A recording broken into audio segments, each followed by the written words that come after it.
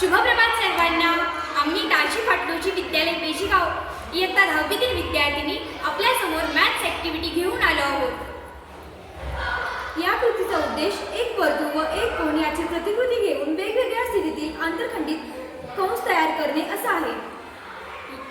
जिओ बोर्डवरील वर्तुळाची प्रतिकृती, दोन स्ट्रॉ जॉइंटरच्या साहाय्याने बनवलेली कोनाची प्रतिकृती, रबर बँड इत्यादी साहित्य या कृतीसाठी वापरले आहे. या कृतीमध्ये स्ट्रॉच्या सहाय्याने कोनाची प्रतिकृती तयार केली. या प्रतिकृतीच्या कोनाचा शिरोबिंदू जिओ बोर्डवरील वर्तुळावरील बी या बिंदूवर टाचणीत अडकवला. कोनाच्या दोन भुजा वर्तुळावरील ए आणि सी या बिंदूतून जातील अशा स्थितीत ठेवल्या.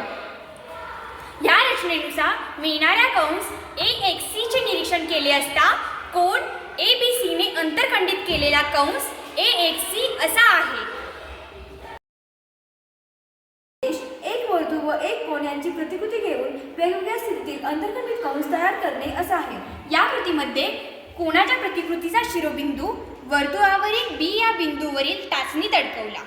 कोनाच्या दोन भुजा अशा स्थितीत ठेवल्या की भुजा BA स्पर्शिका असेल आणि भुजा BC ही वर्तुळाची छेदिका असेल. या रचनेनुसार मिळणाऱ्या कंस BYC चे निरीक्षण केले असता कोन ABC ने अंतरखंडित केलेला कंस BYC हा आहे.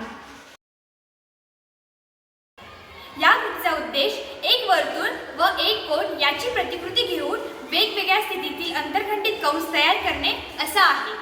या कृतीमध्ये कोनाच्या प्रतिकृतीचा शिरोबिंदू वर्तुळाच्या अंतर्भागातील B बिंदूवरील टाचणीत अडकवला. कोनाच्या दोन भुजा अशा स्थितीत ठेवल्या की दोन्ही भुजा वर्तुळाला अनुक्रमे A आणि C या बिंदूत छेदतील. या रचनेवरून मिळणाऱ्या कंस AZC चे निरीक्षण केले असता कोन ABC ने अंतरखंडित केलेला कंस AZC हा आहे.